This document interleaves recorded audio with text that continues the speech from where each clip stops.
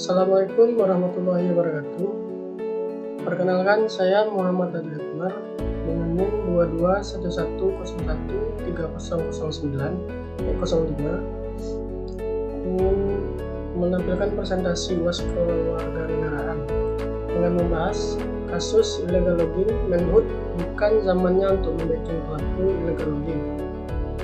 Kita lanjut. Illegal logging itu apa? Illegal logging adalah tindakan penebangan pohon yang melanggar hukum atau dilakukan tanpa izin yang sah dari pemerintah atau otoritas yang berwenang. Biasanya kegiatan ini dilakukan untuk tujuan komersial dengan tujuan memperoleh kayu secara ilegal untuk dijual atau digunakan dalam industri. Kronologi.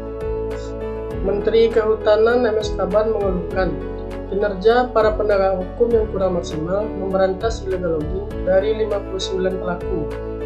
Baru beberapa yang ditangkap, alasannya masih DPO, tapi buktinya mereka bebas berkeliaran. Hal ini disampaikan Kaban ketika ditemui wartawan saat menghadiri pelantikan pengurus DPW PWB Sulsel di Hotel Anggrek Dunia, Jalan Batuaraya, Makassar, Sabtu. Kaban mencontohkan kasus pencurian kayu di Jawa Timur. Sebuah kapal yang ditangkap dicurigai membawa kayu hasil illegal logging. Namun setelah dibawa ke pengadilan, ternyata dibebaskan karena hakimnya disuap. Kaban juga menjelaskan pihaknya akan melakukan operasi penangkapan terhadap para perusahaan hutan, itu terutama di Pulau Kalimantan dan Papua. Dengan operasi ini, pemerintah menargetkan 85% tindakan illegal logging dapat diminimalisir. Tindakan illegal logging memang kian parah melanda tanah air. Di Papua ditemukan 400.000 meter kubik kayu curian, 1.000 alat berat, dan 1 kapal tronton. Dari temuan ini ditaksir kerugian negara akibat illegal logging sebesar 2,5 triliun rupiah. Saya punya satu video yang memberikan kasus illegal logging. Coba kita lihat. Barreskrim Polri bersama Polda Kalimantan Barat mengungkap tindak pidana kasus illegal logging alias penambangan liar di Kabupaten Kubu Raya, Kalimantan Barat. Polisi menyebut pelaku illegal logging meraup untung hingga 1,6 miliar rupiah.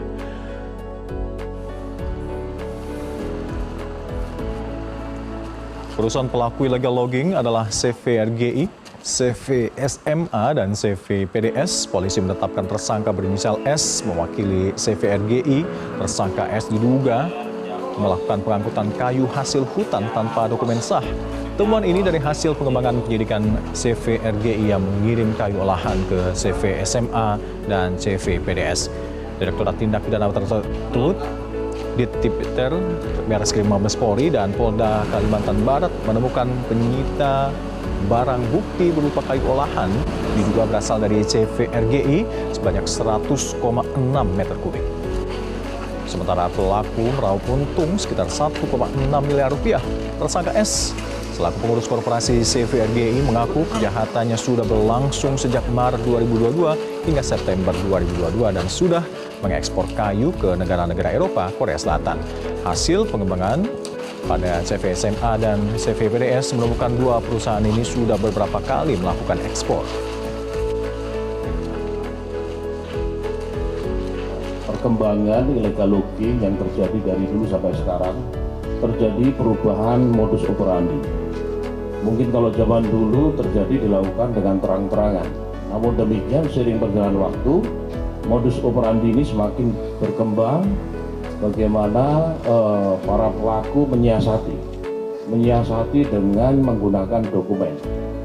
Jadi perizinan ini dimanfaatkan oleh mereka, ya, tapi tidak dilaksanakan implementasi seperti aturan semestinya. Tentunya dengan adanya kejadian-kejadian ini, tentunya ini akan merugikan negara. Nah, dapat kita lihat dari video yang sudah kita tonton bahwa para pelaku meraup untung 1,6 miliar rupiah dari illegal logging yang telah mereka lakukan dengan mengekspor hasil kayu yang telah diolah ke luar negeri. Motif dari pelaku illegal logging, salah satu motif utama pelaku illegal logging adalah keuntungan finansial yang dapat mereka peroleh. Kayu yang diperoleh melalui illegal logging seringkali dapat dijual dengan harga yang tinggi di pasar gelap, karena kayu yang sah seringkali lebih tinggi karena mematuhi aturan dan regulasi yang ketat seperti pada video yang sudah kita tonton tadi. Akibat dari illegal logging, sangat banyak dampak yang terjadi dari tindak illegal logging ini. Salah satunya itu terhadap lingkungan sendiri yang menyebabkan kerusakan ekosistem hutan, menghilangkan habitat alami bagi berbagai spesies tumbuhan hewan, mengganggu keseimbangan ekosistem dan mengurangi keanekaragaman hayati, dan juga meningkatkan risiko tanah longsor dan banjir. Baik, kita masuk ke pendekatan konstitusi dan rule of law. Konstitusi dan peraturan hukum yang jelas harus mengatur hak, kewajiban, dan tanggung jawab dalam pengelolaan sumber daya alam termasuk hutan. Dan di sini jelas pelaku illegal logging melanggar konstitusi dan rule of law, karena negara kita adalah negara hukum dan berdasarkan konstitusi UUD 1945, maka perlunya penegakan hukum oleh aparat DPR, kepolisian, kejaksaan, dan badan peradilan. Nah, upaya penegakan hukum terhadap illegal logging. Mengatasi illegal logging mengakibatkan berbagai lembaga seperti DPR, kepolisian, kejaksaan, dan badan peradilan. DPR dapat melakukan operasi penegakan hukum untuk mengungkap dan menindak pelaku illegal logging serta mengambil tindakan administratif terhadap pelanggar hukum.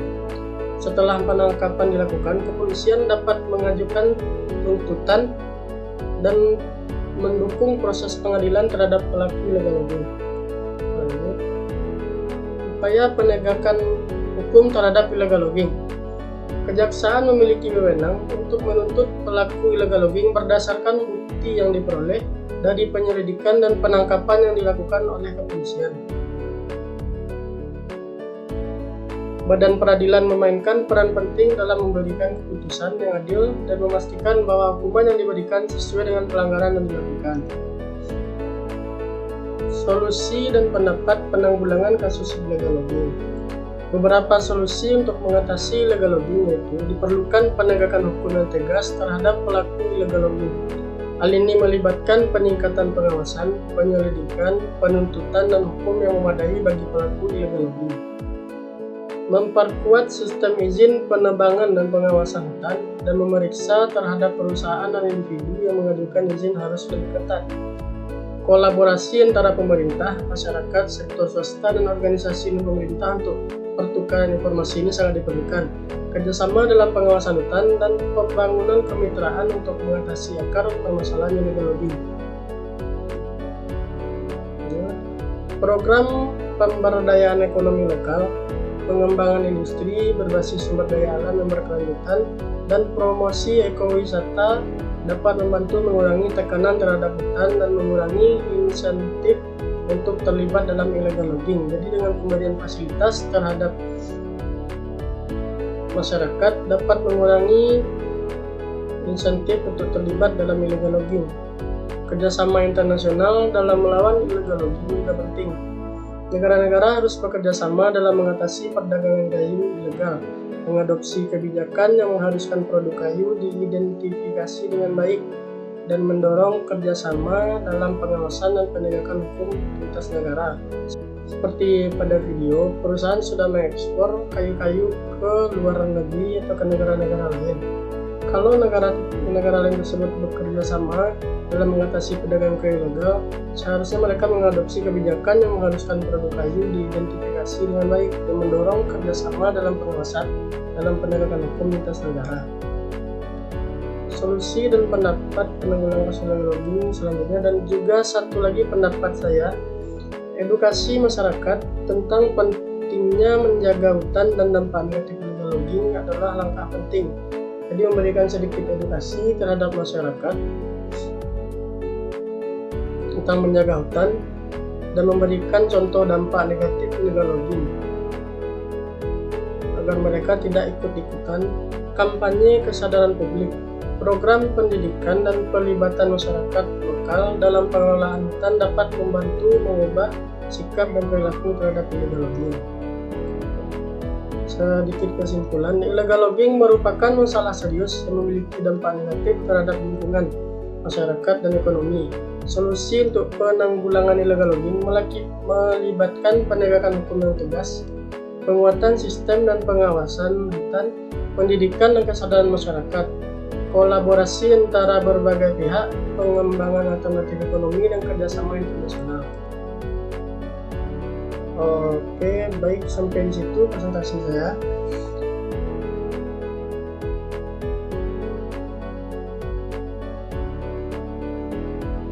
Jika ada kata yang salah, mohon dimaafkan. Saya ucapkan terima kasih atas perhatiannya. Assalamualaikum warahmatullahi wabarakatuh.